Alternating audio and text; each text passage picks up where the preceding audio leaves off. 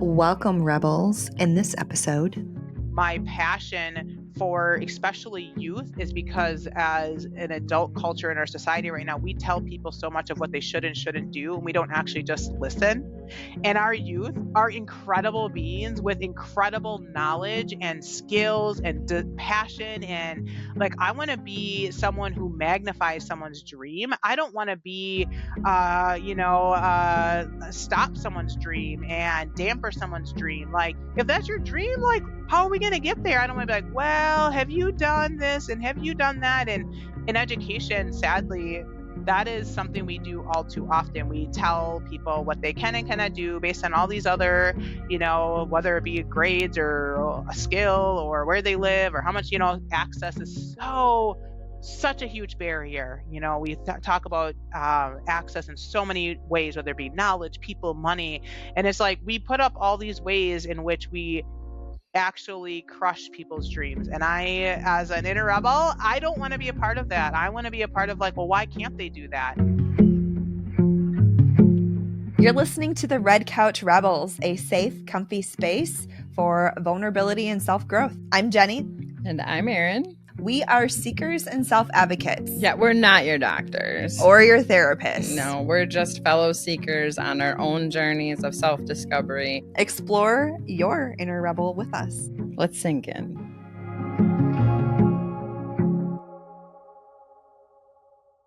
All right. Well, let's sink in. We have Laurice Snyder with us today. Super excited to have you on the red couch. Obviously not literally from your home, the comfort of your home, but Laurice, we have been chatting for a while. I've known you for a while with our service and connection with the community in various aspects, serving on the Fond du Lac Area Women's Fund Board, but most recently, Erin and I just heard you at the Power of the Purse event as Woman of Achievement, and everything you were sharing was spot on in alignment with a lot of what we're talking about here, and we want to hear more. Mm-hmm. Yes, I totally loved your energy on stage. You're definitely a practice speaker, and I'm like, oh, I could totally hang with her. Yes. So thanks for the invitation to hang. There's so much we could dive into around your work in community, your advocacy. I mean, that's part of what got you as acknowledged as a distinguished, DEIB, diversity, equity, inclusion, belonging advocate in the community you live in, and many other communities that you serve and want to support. But this episode today, we really want to dive into your story and, of course, hear about your inner rebel. So I guess, one of our first questions has often been like, when you think about your inner rebel and what your story has been and how you share it, what's the first memory or what really sparks for you? Oh, the first memory. Okay, yeah, a lot sparks for me. And I really just have enjoyed in thinking about, kind of just preparing myself, kind of where I'm at, which is a daily journey, but also in preparation and thinking about, what does inner rebel mean to me? Like, I feel like I've used it, but I don't know if I really have like dived in. So this opportunity to be able to do that has been awesome. Certainly more questions and maybe even answers. So maybe we'll leave here with a lot more questions that I'm going to have to do. I'll make a list of some more That's homework great. I have to do. But when I think about like my earliest moments or earliest kind of connection to that inner rebel, I think about one distinct memory comes to mind, and it was when I was 5 years old. I grew up in the Green Bay area, and my family used public transportation or our walking feet to go everywhere. And so I went to a school that was across town, and so we'd had to take the city bus, which required a transfer, so going downtown and then to the other side of town for the school that I went to. And I was with my mom, and my my younger sibling was there as well. And this person came up to my mom, and my mom is white. She's passed away now, but I, am mixed race is how I identify, and very much it was obvious in that moment. I don't know that I really thought about it up until that point, but this woman who was older than my mom came up to her and said, "Oh, are you here with your grandchildren?" And I was so perplexed by that. And I thought, why is she asking that? And so, little 5-year-old, kindergartner. So it wasn't until several years, well, it was probably the first time I asked her was like a few months later. And I just thought, Mom, why did that lady think you were my grandma? Like, you're my mom. And she said, well, because we have different colored skin. And like, she was just so matter of fact. And I'm like, well, that's stupid. Like, I really thought, like that was it. So in thinking about that, like inner rebel, I thought, like that was kind of the first time I remember making a distinct, and I don't know if it was judgment, but making that like distinct, like value check of like, that wasn't okay. And like, I was able to use my voice to say like I didn't think that was okay. So I often think now as a mom of 3 kids, the questions that they ask, and sometimes it's just like that perpetual like, why is this, why is this, and it's like putting myself back in that moment of thinking there's a wrong and a right for me. I don't know if I thought about it for me at the moment, and now as I've done a lot of self work, I think about what's wrong and right for me. It doesn't has no bearing on anyone else, but it's really about who I say I am, who I want to be, and are those things matching? And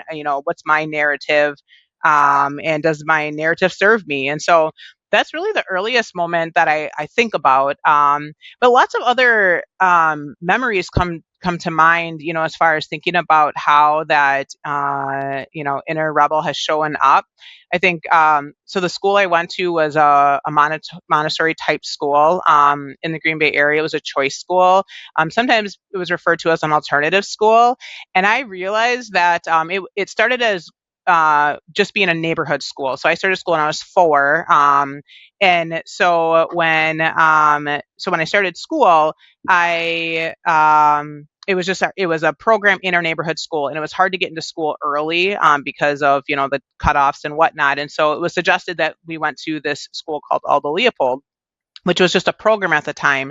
And now, really, you think about like schools that are like project-based learning. There's a lot of charter schools that kind of match, and I really feel like the founder of the school is like before her time, which has been a strong woman leader that I didn't realize I had access to all of my, younger elementary and middle school years, and now have just really appreciated that.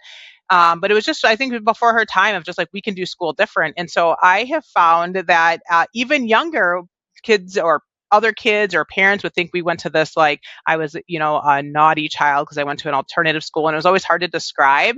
And early, I remember in 3rd grade feeling like really proud of that. Like, yeah, I go to a different school. Like, that's cool. Like, I think that that's cool. And I don't care what you think, but it works for me and whatnot.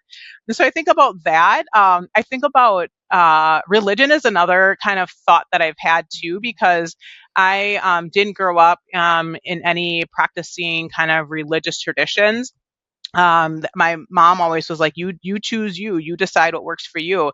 And I remember always questioning like, oh, like, why do I need a church or a priest or a pastor or someone to like have a relationship with God? Like, isn't that just me and God? Like, and I remember asking those questions. And because that's the time again in school where people are talking about CCD or religious formation. And I would ask my friends like, why do you believe that, or why do you go? And they say, well, my parents make me, or so and so. And I said, what if you don't want to go? Like, so it's like now reflecting on all of those were glimpses into me, I think, kind of trying to figure out who I was, and that inner rebel is right there. And I don't think I could name it at the time.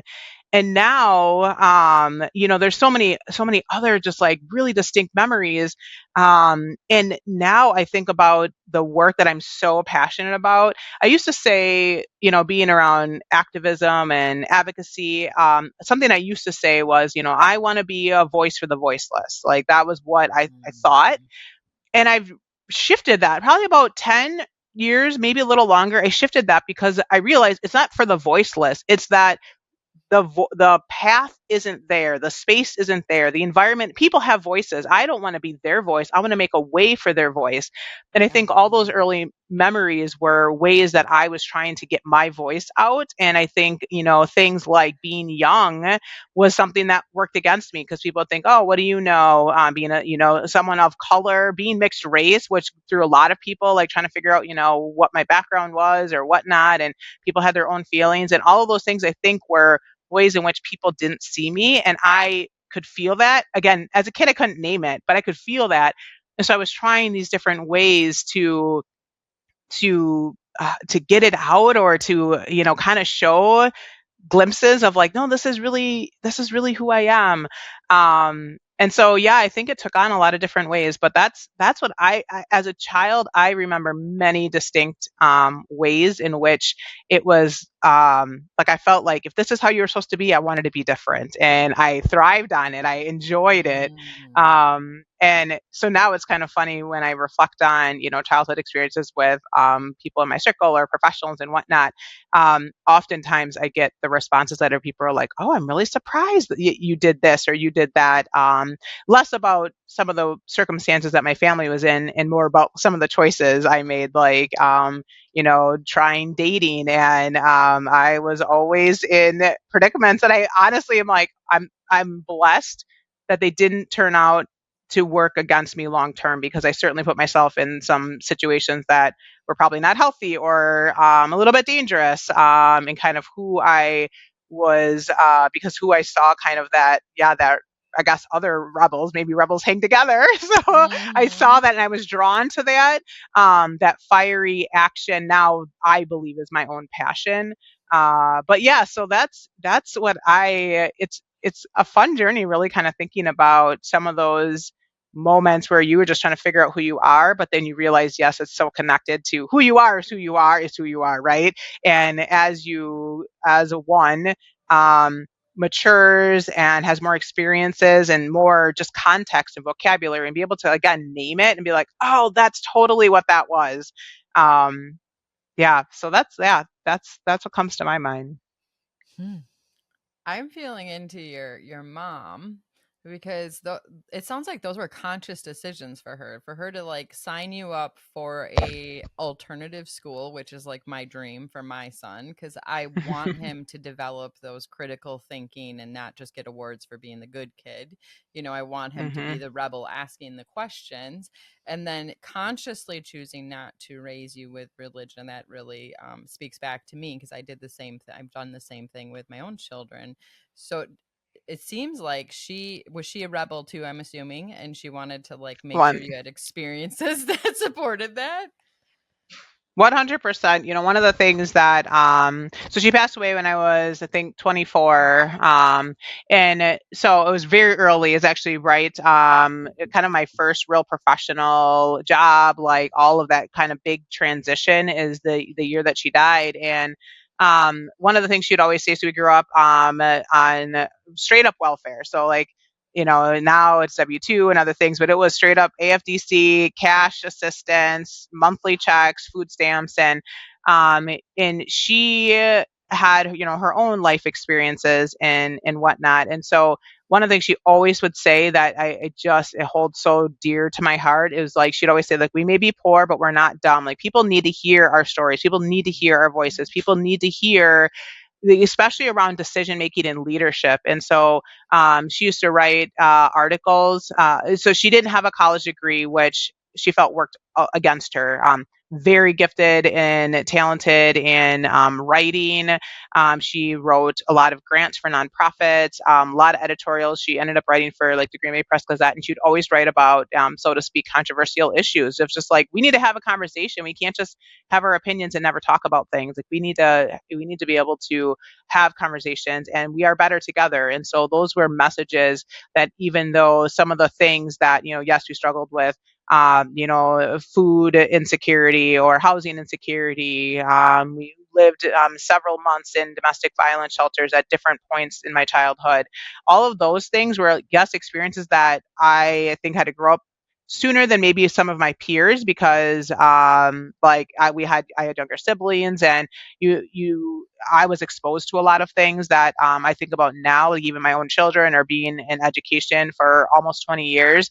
And I think that's part of the journey. That's just, it was what it was. But she always was a fighter, and I feel like I lived that spirit of being that fighter, and I think that's how her inner rebel came out. And I saw that as a young kid, and she'd always say, like, people can think what they want, but we know who we are. And we have gifts and we have talents, and all these other things, like, yes, they're a struggle and they're a battle and they're hard, but like we get to still do us, and like we're good people, and we make a difference and pour into your community, which is what I get to do now. And so yeah, I think that she was intentional. And I have now, as I've done in the work that I do around diversity, equity, inclusion, and belonging, is a lot around self-discovery, right, and self-awareness. And so the more I've leaned in, the more questions. I wish I would have asked her some of those really pointed or intentional questions about decisions she made,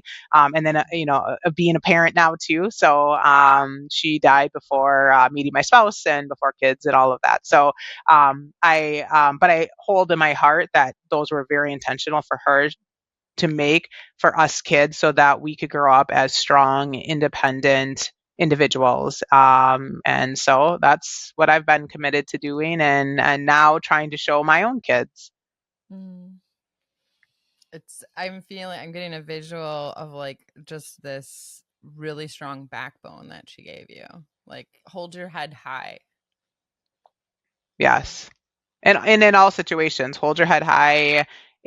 We will get through. Like, I have that. Like, when you think about all the things that I've experienced, I was just sharing the other day with someone. Part of my it's we all have different things, right? So part of, like, my Clifton Strengths Finder suite talks about one of my strengths is really to just always see things through a positive light, and to not necessarily be positive all the time, but like that optimistic. Like, I always have hope, and I really feel like that has been true. All of my 40 years on Earth has been always having hope. Today sucks, and we're going to get through it. Like, acknowledging the existence is not just like that, always being positive and never seeing like the reality of what's happening. No, absolutely, I see that. Like, yep, today was a hard day and tomorrow's a new day. Like, so just kind of always being able to have that understanding that that there is hope and there is light, and even if it's just a little blimp, a little crack, there is hope. And that was something that I know she instilled, which contributed to being strong and independent, and really being able. I think all through high school and college, I just thought my dream. People would say, well, "What do you want to do with your life?" And I always thought that was such a loaded question, and I hated asking that. And I worked in K-12 education, and it's like, I don't want to. What's the next thing you want to do? Not what do you want to do for the rest of your life? Like, that's so much to ask a 17 or 18-year-old. But I always thought, like, she, always just instilled that, like, we know that there is a next step and we'll be okay. And being independent, I wanted to be able to stand on my own 2 feet. That was my hope for myself, is that we relied as a family on the system and everyone else, out of necessity. And I just wanted to be able to stand on my own 2 feet. So, and I always had hope that was going to be the case. And I feel like that's been a driving force for sure. Hmm. Well, everything that you do sounds like a beautiful reminder, and like honoring her and her memory, which is great. Were there any other, I guess I would say, rebel role models or influences in your life? I think, yes, there were definitely that. Not, I think there definitely were. I think at different points, of course, as I've gone through life, like different points, I've made these just really special connections. One, not necessarily a person, but I think a time that I really kind of look to other, especially women, is when I became pregnant. And I also think that's a huge transitional time for me that I found that inner rebel like that really came out. So my joke is always like, I don't hormones or whatever it was. Like I said, oh, I got like really granola in a good way, but it was just like kind of just hit me like all of a sudden. It's like I was very strong about all these things I wanted, needed, and I did. And so having people walk with me on that journey. A lot of my friends are older than I am. I'm kind of the the youngin of a lot of people that I've spent time with, and that's even as a kid. I was always around older people. And I remember the first person that I would say tried dating was like 4 years older than me, and in middle school, that's a big deal. Like Yeah. he Oh could yeah. drive, and I was like this little kid. So I've always been around older people. So a lot of my friends have their own children are older and whatnot, and so looking to other people just for, of course, that insight and that advice. And one of the things that I was really validated in a lot of ways, and then others a lot of questions. But then I saw other people kind of looking towards them, like looking inward for themselves, like what do I believe? Because I had found navigating the healthcare system around what I wanted and what I had rights to and what I could and should do. I think that, of course, there is so much benefit to a modern medical system and the access that we have. As far as technology advancements, and as a result, there have been a lot of situations that prior to some of the advancements we've had certainly have saved more lives, right? And there also is a convenience that sometimes gets pressed upon people because of the system and not necessarily listening to people. And so through my pregnancies. Right before I had talked to lots of other women, and I didn't know much about midwifery practices prior to being pregnant, and something just clicked. I'm like, that is what I want, and so that was the kind of care, and it was in a hospital system. Um, and it was a team of midwives that I really felt connected to into the practices. And I read someone had, and it's not going to come to my mind right now, but I started with a documentary, then it was a book that I read that I was just like, this is all things me. Where has this been? And so being around a group of women that really embraced like that choice, like really choice, and like around your rights about like you can choose to do this or not, like, and hearing from some of my peers that were like, oh, well, this is just what, so and so did, or this is just what they do. And it's like, but you have a choice in that. And so that was where I found, and I was very adamant about, be going through the birthing process. My body's going to do. Like, I totally could accept that. And I had my first birth plan was about 5 pages long. So, like, right. So even I felt like I could accept it, and in a desired like outcome, this is how I thought I wanted. But there were a lot of things that I made decisions that weren't kind of the standard practices, and to be supported in that by other women who had gone through the process, to be supported in that by my spouse. I remember having a conversation with my father, and he just really thought like, well, you need to see a doctor, and you need to do this, and you need to do that. And so my inner rebel just came out and said, well, when you push out a baby out of your vagina, then you can tell me what I Mhm. should do. And like that was just like so clear as day. Like, okay, that's where we're gonna be.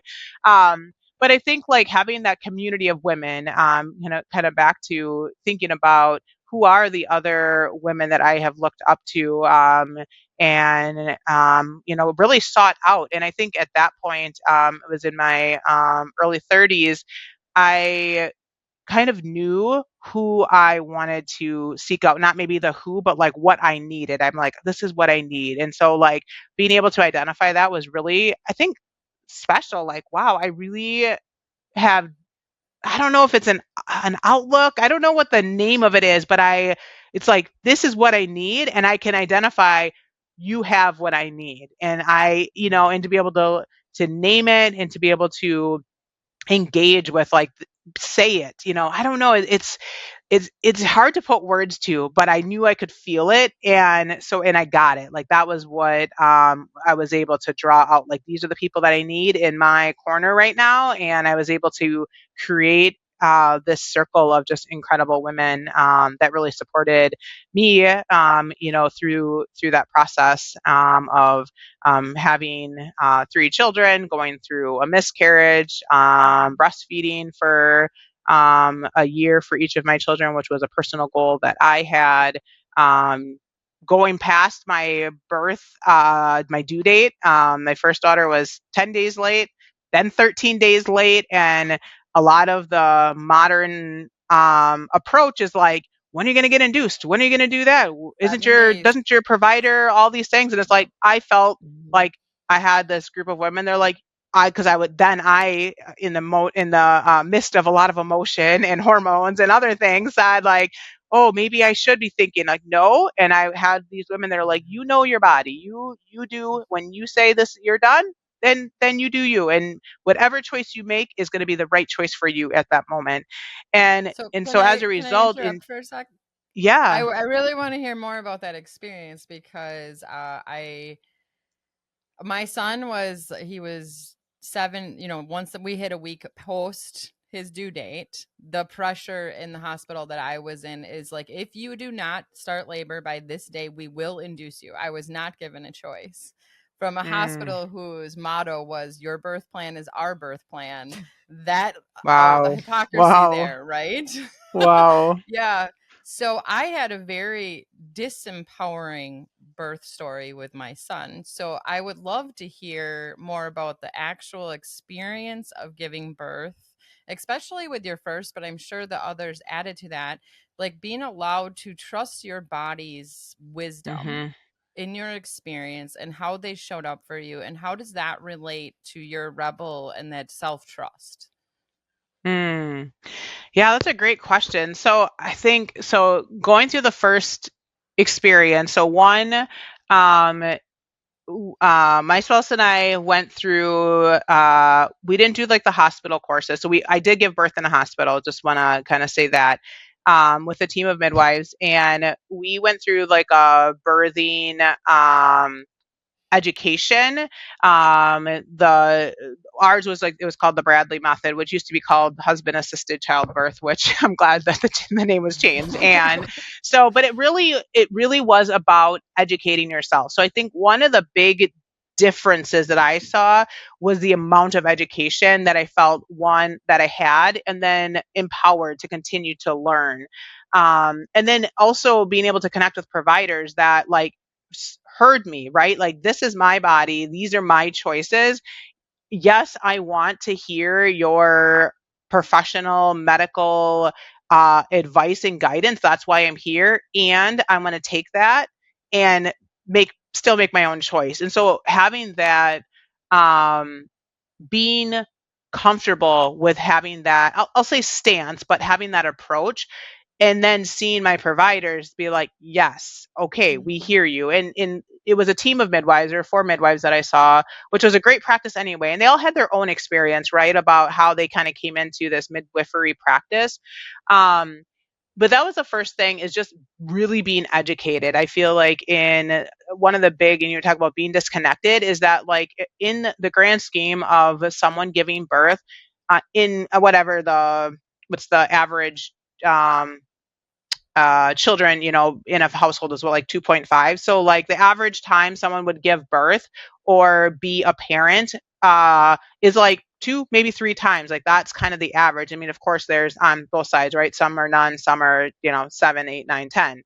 And so the thing that you're doing is you're only doing it a couple of times. So like I think that as people, I'll say as a woman, I don't feel like as a society we're empowering women to be educated. Well, you're only going to do it. Just trust the professionals. This is the suite of things that we have.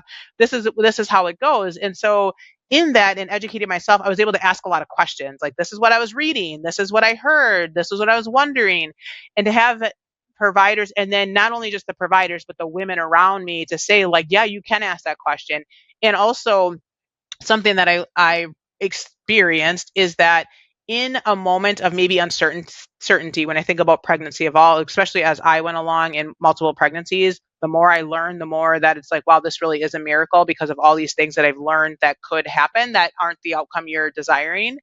And so in thinking about that, having women like there's a my experience has been people just tell you the worst possible things like about like their worst birth story that they've heard, either they've experienced or they heard.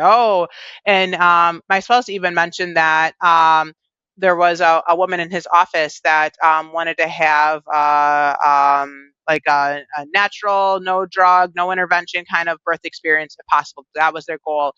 And other women were saying like, oh well, yeah, you think that's what everyone thinks and whatnot. And so I mean, I don't know, but he said like, I was happy to share with her like, yes, you can do that. Like, I know I'm a man, I haven't had this experience, but I've watched my wife do this, and if you want to do that, you do it. Like, but other and he said I was surprised because it was other women that were saying that she couldn't do it, and it's like, as women, we need to support one another. We need to Mm-hmm. see and hear like what I want is likely not what you want, and we both can want the things that we want, and that's okay. Like, and so going through my experience, one of the things I've really been also very careful about is like not saying like what people should or shouldn't do. Like, I can tell you about my experience, but I don't want to offer any unsolicited advice because or suggestions or even experience, because you decide what you want. And I think that's something that I was empowered to do. Like, this is my body. This is my what. And I get that I can make a plan, and the plan that I make may not at all go the way it's going to go.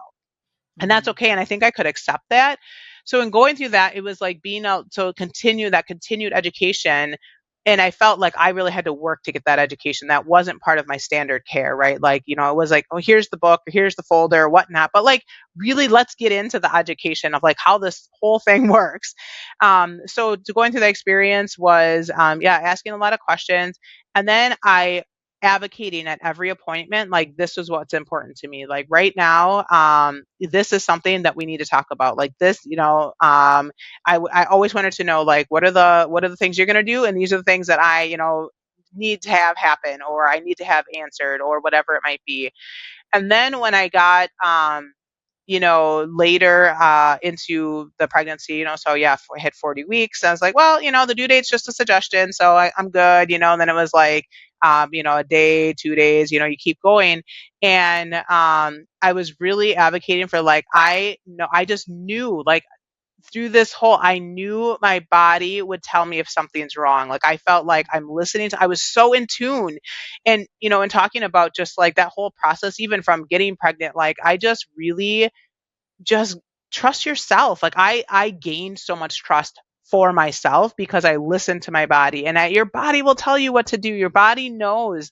And then again, not knocking at all modern, medicine. And we have a lot of advancements that are incredible and things that we never could do before.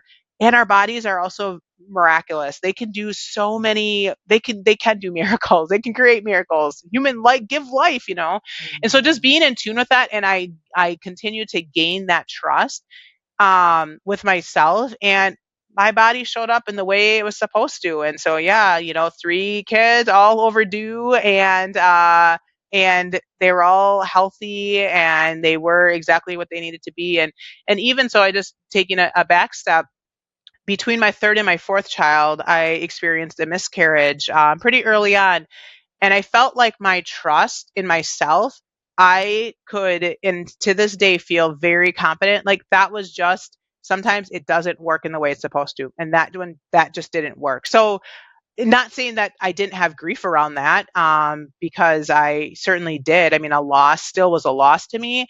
And I felt confident in like, I trusted myself enough that my body told me this one wasn't supposed to be. And I was okay with that. I could lean into that and say, and that's not for anyone else. Other people have other things. For me, that was okay. And I felt like, okay. And then, I had a lot of different experiences with my fourth pregnancy, because of that. It just was more education, right? More knowledge led to me, just having a lot. I was a little bit more cautious, and I really had to lean into that trust that I had developed with myself of like, you got this. Like, your body's okay. Like, ask questions and don't feel bad. Call the provider every day if you need a message, whatever you needed to do. But I felt like I had gotten to that place of confidence that like I really could trust myself. And so, yeah, there we are. That's kind of, yeah, that. And I think as a result, I have been able to share, as people have known, I mean, my inner circle of friends who have had kids around the same time as me or shortly thereafter, being able to share those stories of like, yeah, here's what I learned, and like that's really my approach. Is not what you should do because you do you, but here's what I learned, and have had two friends come to mind specifically, that have shared that that my being willing to share kind of those intimate parts of all things, from the beginning to the end, um, that they have been inspired and felt committed to themselves and to trust themselves, that commitment to themselves, and have been able to honor the wishes that they set out to honor. So that's been inspiring, and for me, just being like, yeah, it's when you have people willing to share their stories and that connection. There's so many times that you can feel alone in whatever it is. And so I think that has just empowered me more now. I mean, that's obviously a big part of my life, kind of going through the childbearing and whatnot. But I've just realized like that is just another source of connection that in our current day, I think there is division that there doesn't need to be because people don't ask questions or don't even feel empowered to ask questions. And sometimes people tell us what to do and we don't listen to ourselves of what's important to us. I'm really feeling into this, like how important it is to consciously choose the right team of support around you, whether it is Hmm. during giving birth or in starting a business or whatever. Because, like, as I'm listening to you share your story and reflecting on my own, when I was overdue, I was told to doubt myself, and Hmm. I chose a midwifery team because I wanted your experience, right? I wanted people that would trust me and trust my body, but instead it was power over. And then they really Mm. fed into my husband's fears. And now, like, this is our child. It's my body, but it's our child. So when you feel like you are putting your shared child in danger now, and he was worried for me too, right? Like that Mm. happened at every stage of my labor. They pushed me. They had me on the clock. You have to be so far, and I'm like, this is Wow. the exact experience I did not want to have. And I Hmm. felt bullied Mm. in that experience, and I had a Wow. lot of grief and had to spend a lot of I waited 12 years to get to that point. Like, I suffered with Wow. infertility for 12 years, and he's my only biological child. It was the only time I was going to go through this. So how Wow. disempowered I felt in that moment. It took me a year to call them and be able to express without yelling or sobbing to the point Hmm. that they couldn't hear my words, how disempowered I felt in the Mm. experience. And they robbed me of choices, and I didn't get that. I wanted to be lucid of the experience up to his the point of him being born, because I had heard how empowering it is. Like, you're finding your limit and that you can actually push past what you think you're capable of, Yes. Oh right? my gosh. Yes. That was, I mean, honestly, that, I say, was such a transitional point for me of like, oh, holy shit, like I can do this. Like, I mean, yeah, that was exactly for me. And I felt like, well, what else can I do? I mean, this was a really Yes, hard thing yes, that I yes. like did. And like afterwards, and I said to my midwife right after, I said, well, shit, if that was the hardest thing that people say, this is the hardest thing you'll ever do. If that was the hardest thing, like, well, what else can I do? I'm like, when are we doing this again? Like, it feel that empowerment. Like, that's, yes, it's such a, yeah, it is such an experience. And I just remember going through and just being like, holy shit, I did that. Like, and I realized that there was self doubt, right? The first time that I had that experience of like, oh, I actually did it. but I was so strong headed that I was like, that's what I got from my mom, as you were talking about like those intentional things. Like I saw her be so fierce and such a fighter. And I was like, I'm stubborn, that serves me well, and it serves me maybe not so well in other ways. But yeah, like, I'm going to do this. I'm going to do this. And when I remember thinking, I can't believe I did that, I realized I did have some doubt and some fear. And I'm sure from all the things that were coming around, so having the group of women who were so central in the messages, I could focus on that, like in the moment. And then, of course, that confidence growing, as I was saying, then that trust, like I did this and I can do this and I can do this again. And yeah, and I'm sorry that that was the experience. Like that is like that, and being robbed, like you said. I mean, to have, to want and desire and to have that, and for others to impede in that process for you is that's yeah, wow, I'm sorry you had that experience. That is Unfortunately, it's a very common experience in yeah. our system today, and I hope that is continuing to evolve. And by being brave enough to share my experience back to the hospital a year later, that was the point. It's Mhm. like, this is what you're telling women, and I trusted you, and that is the exact opposite of what I got. So Yeah. I wanted to help evolve the system in that, but there was a lot of grief in that. And I do think that I still hold the trauma from his birth experience. But I also want to say, this isn't just about like giving childbirth. I think this directly correlates anytime we're trying to birth something from us. It's the people Yes. around Yeah. us. Like you're Yes. saying that I believe in you, trust your wisdom, trust your intuition. You got Mm. this. There's something amazing coming from you. You know, like it's Yes. just as important for those other projects, but it's just like it's physical, so it's easier to see like you're going through this physical process with a child. But Yeah. yeah, I think that's a lesson that we all can learn, not just for ourselves to find those, but how do we show up not just as women to other women, but to other dreamers and believers? Like, how do we Yes. show up in Yes. those circles? How am I showing up for you while you're trying to bring something to life? Yeah. That is like you are just speaking my passion, because that's really why I am so drawn to this work around diversity, equity, inclusion, and belonging, because it really is like I saw myself like I so going in education, my background is in social work.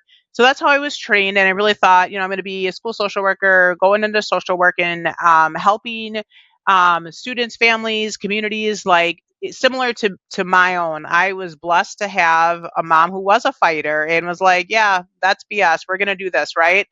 And she had that fire in her, and she also had the knowledge to be able to make the right, like, we need to, this is what we need to fight for this, and this is how we're going to do it here.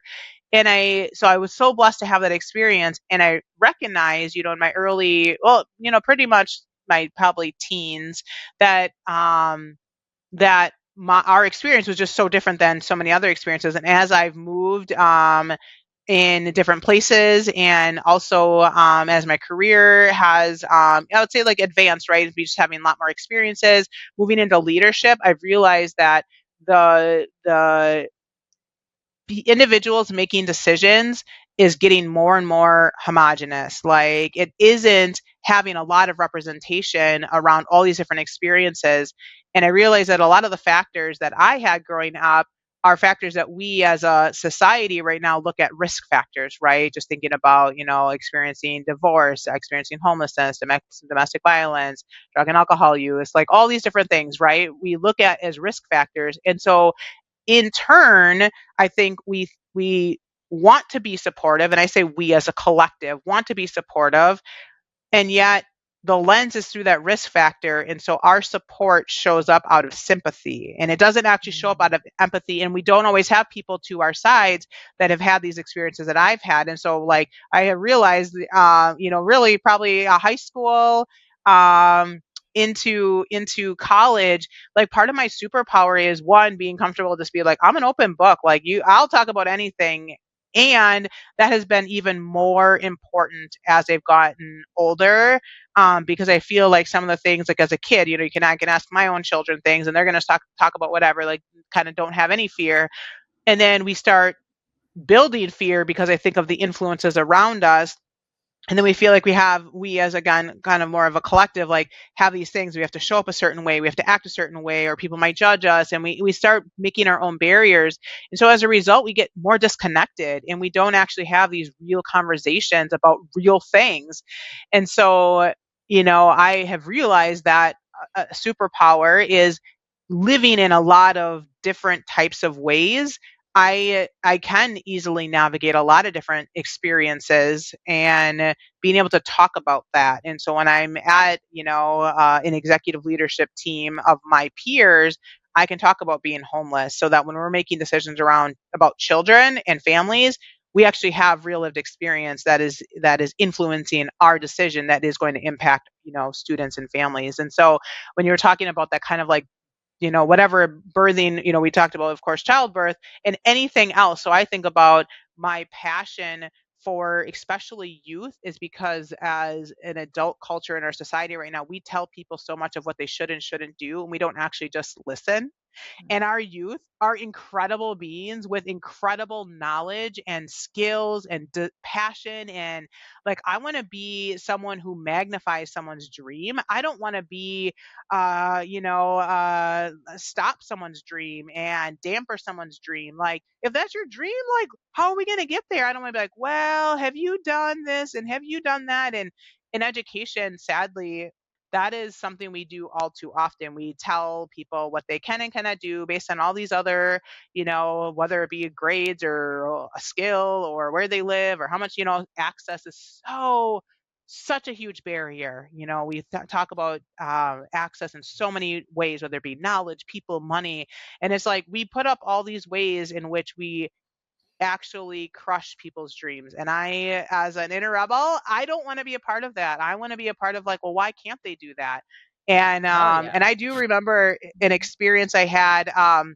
This was when I was working in the high school, and I had someone who didn't, on paper, have what we would say would be the traditional kind of trajectory on paper of being a college, going to a 4-year college.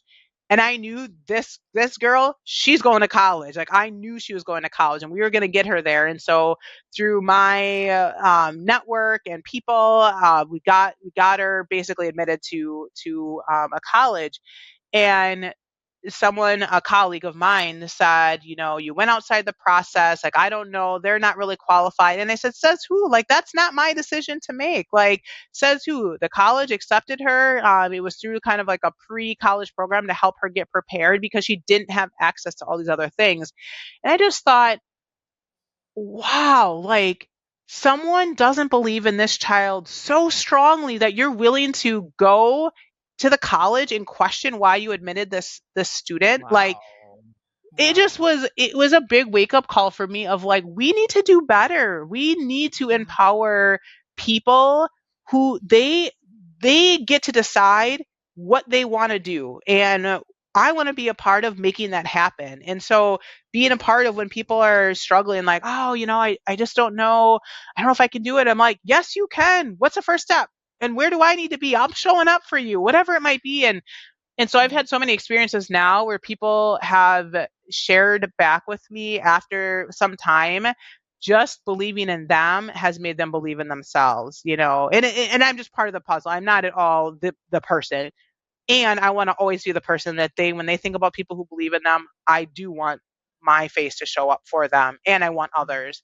And so it's like that validation, like, this is the right work. And so I am so passionate about it because I want people to be able to get to where they want to get to, and for that to be decided on their terms, not on my terms, not on society's terms, not on whatever kind of box terms.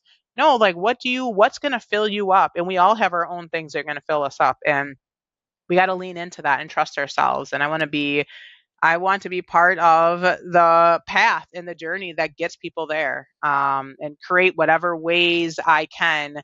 Whether it be through my sphere of influence, whether it be something really specific, whether it just be, a message I sent out today, just said, "Hey, you got this," whatever it might be. So yeah. Anyway, you got me all jacked up because that really is what I love my it. passion is. Like, I am so passionate And as people, like we have to do better for one another. We have to do better for one another. The why not me, like that dropped in, like, I don't know, last year, and circled, it just like came out. I don't remember where it came from, but we use that with each other in our circle and our group of friends. I think it was, why the hell not No, me? why the fuck not me? That was really what it was. I was trying Yeah. to keep it whatever. I know.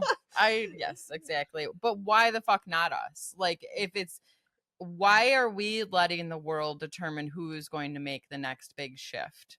Right? Why, what I hear you saying when you're talking about these people in authority projecting on to someone who is young and coming up that they cannot do or be who their heart tells them they're meant to be.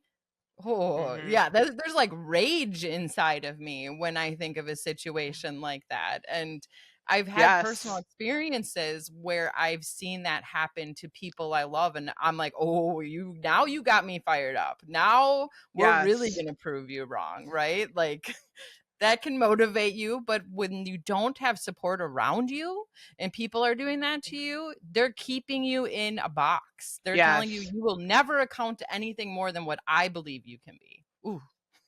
Yes, and it does it pisses me off, because I'm like, that is not our role. Like, as especially, I've been in the education space, especially as educators, like we want the world to be full of possibilities. Like, I am not the gatekeeper to someone else's future. And if how is this not realistic? I'm not the one that decides that. I can help you. Like, this is what I understand the pathway to be, or the steps to be. How are we progressing on that? And if we're not, what do we need to do? And just trust too. And I think, like, especially as young people that don't have maybe that support around them to be able to, whether it be like that kind of that fire, or that, the fight, or whatever it is, and they don't have what they need in the moment, that's where that self-doubt just like it crowds their world in the moment.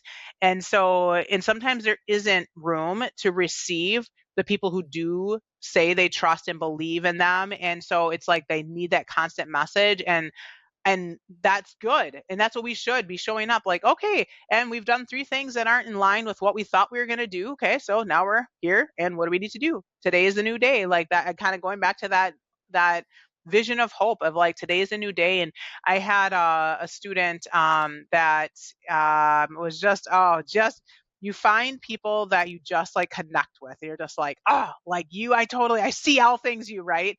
And I had this student, we just connected, new to the school, and we had this vision, where she wanted to get to. And so one of the things that I did as a practice is I would take a picture of students that I worked with. This is at the high school level. I worked in direct service at the high school for about 10 years. And I would take a picture of them, and I would in their cap and gown, and I would put that on the back of my door. And so when things got like tough, and like they'd come back after a weekend of like wildness, be like, okay, we're getting refocused. Is this still your goal? Because it has to be your goal. Like, this isn't my goal. Here, I got my cap and gown. This is not my goal. Like, I know society is like, you got to do it. I do want you to be educated. I do want you to feel good about yourself. And if this is not your goal right now, then we would kind of have these branches off. Like, what's the new goal for the moment? But is this still your goal? Yes. Okay. What do we need to do today? And the student did not finish high school in the 4 years. Lots of things happened, had to leave school. And several years later, by, I believe, just how we put out energy in the world and we get the energy we put out, we reconnected at the most random store, like hadn't seen her in several years, and we just reconnected. And at that moment, it was just like, okay, like, tell me what's going on with life. And they're like, I need my picture. And it was back to that picture. And I said, and I actually had the picture on my phone. And I said, right here, and here we go. And they went back and finished. And like, it was just like, that wasn't the moment for them. And yes, I wanted them to get to a place that they had, when they were an adult, that they had full capability to be able to, with having a diploma and all, but that's what I wanted for them. What they needed for themselves, they took care of, and they went back on their own terms. And they said, the thing that was the difference for me is that I knew that you always believed in me. Like, even when life was spiraling out a different way, and it's just like, it seems so simple in a way, right? Like, I want everyone to feel like people believe in them, and not feel like everyone's working against them. And if that's a difference maker, like we all can do that. Like every person can believe in someone else and just be like, okay, like I see what's going on here. And like, what do you need? Like not telling them, well, you should do this or you should do that, or that wasn't a good decision. Like, not my life.